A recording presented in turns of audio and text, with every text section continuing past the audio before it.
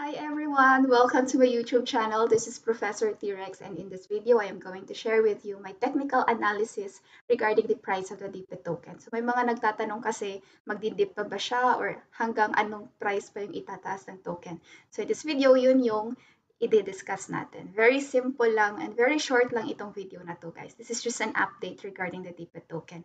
But before that, I would like to say thank you so much to those who subscribed, who liked, and who watched my videos. I didn't expect that my videos would really gather subscribers and a lot of views. Kasi guys, unang-una, this channel was intended for my virtual class kasi nagtuturo din ako online. And this semester, I have been planning to make my classes, my activities more interactive compared to the other semester. Kaya meron ako YouTube channel. I also have a Facebook page and so on.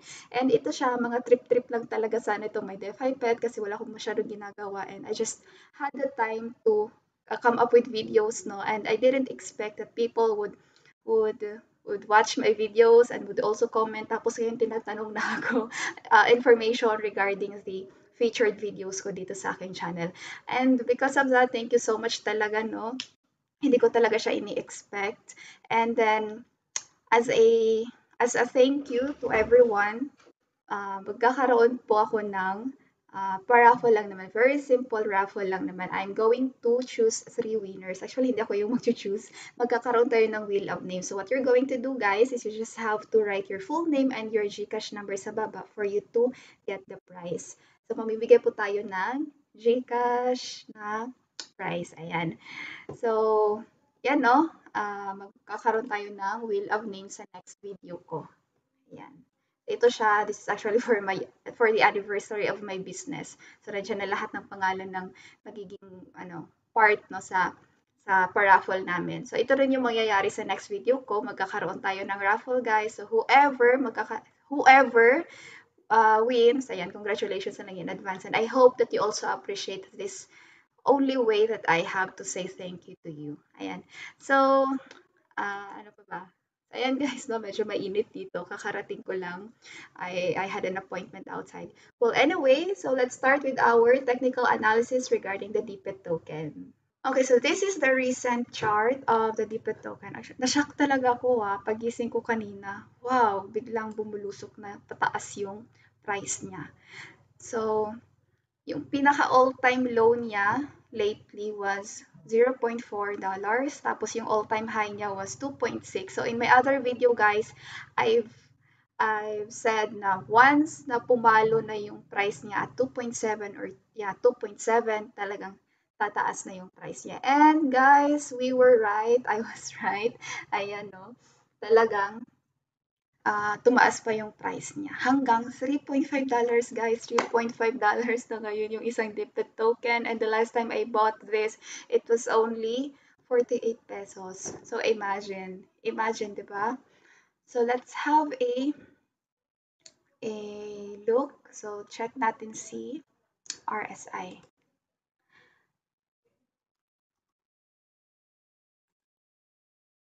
Ayan. So gagawin natin tong RSI 30 kasi higher time frame yung gamit natin. Ayan. So guys, as I look the chart, guys, no, ganito siya. Ayan. Meron lang akong na-spot another divergence. Okay. So this is another. Sabi ko sa aking isang video, whenever I look for a divergence, I always see to it that the RSI is at oversold or at overbought. So nandito na siya. Ayan. Okay, so meron tayong divergence na nakita sa RSI. And this is a sign, no, that the price might go down. Ayan. Pero hindi, this is, again guys, no, I just want to remind you that trading is a gaming probability. So wala talagang accuracy when it comes to prediction sa market kasi may mga factors din na nakaka-affect sa pagtaas at pagbaba ng presyo. So as of now, meron ako nakitang divergence and this is a sign that it's going to go down, the price would go down. So, hintay-hintay lang tayo sa mga nagtatanong kung bababa ba yung price niya. Yes, no, there is a high possibility that the price would go down because of this divergence. Okay, this is my reference. Ayan. So, check naman natin yung Fibonacci.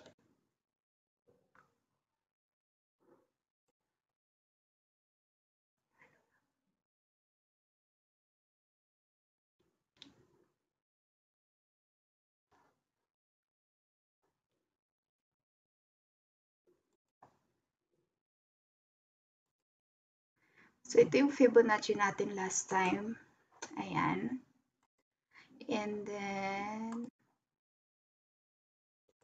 okay, yan yung ating 0.618. Ay, 0.618. Hindi, ito pala. 0.618 and then, yun, 0.786. So, the moment na pumasok na siya sa 0.618, hindi na siya bumalik pababa. Yung candles, ayan. Tumaas na siya ng tumaas. Ayan. Until na-reach niya itong, ito yung prediction natin last time when we made a Fibonacci retracement extension. Ayan.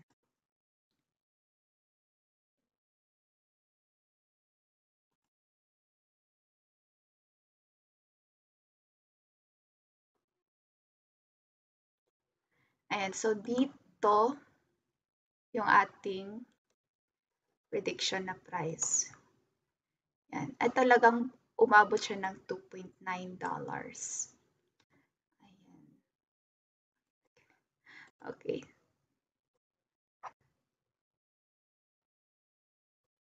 Okay. Ito, no? $2.6 rather. Ayan. And ngayon, ayan na, meron na tayong another all-time high. So, magkakaroon tayo ng new retracement.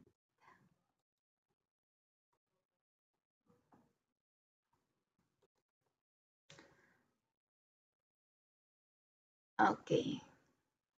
So, let's say, ito yung kanyang lowest and then highest price. Ayan, tanggalin natin ito. Ayan.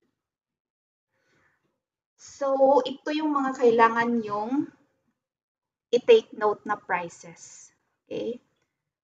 For you to say na bababa yung price niya. First, kailangan niyang ma-break si 0.382. So, $2.4. Okay? Take note nyo, once na ma-break ni DPET token yung price na 2.4, pag bumaba siya pa $2.4, that's a sign na pwede pang bumaba yung price. Hanggang saan? Hanggang dito sa another golden ratio na 0.5. So, may tendency siya guys na kapag na-hit niya yung price na $2.4, pwede siyang bumaba hanggang $2. And if the DPET token again breaks the price na $2.0, it might go down up to $1.6. Okay? And guys, kapag itong $1.6 na break ni DPET token, bumaba pa siya, naging 1.5 pa yan or 1.4, that's already a signal that the coin would go down pa yung price niya. Okay? Pwede pa siyang bumaba hanggang 0.4 dollars. Okay? So, yun yung mga tatandaan ninyong prices. This is just a prediction, no? $2.4, $2, and $1.6. And kapag na-hit niya yung $1.6, there is a tendency na pwede pa siyang bumaba hanggang $0.4. Pero, again, we have to check for any divergence, no? Na makikita natin sa chart. Ayan. Kasi, pag may divergence, tapos yung signal niya is the price would go up, then, yun, baka maipit na naman. Baka akala niyo magdidip pa tapos dun maghihintay pa kayo sa pagdip and then without checking the divergence tapos tataas pala bigla yung price. So wala na, mahuhuli ka na. So check lang din tayo sa ating charts. So ayan no, again, take note kapag na-hit niyo yung golden ratios na 0.30, 2.4, 2.0, and $1.6. Ayan, bababa pa po. So, yan yung aking theory, guys. If magdi-dip pa ba yung coin. May possibility siya na mag-dip once na ma-break niya si 2.4, 2.0, and $1.6. Okay, so that's it. Very simple lang. Yan lang yung aking i-share sa inyo. Just a very short update regarding the token. So, if you have any suggestions or comments, no, or ano pa yung pwede ninyong i-share sa akin, I am I am very open for that, no. And thank you so much, guys, for watching and for the subscriptions. So, if you have the time, for those who are new to this channel, to my channel, if you have the time, please click like and subscribe to my channel. Thank you so much and have a great day. Bye.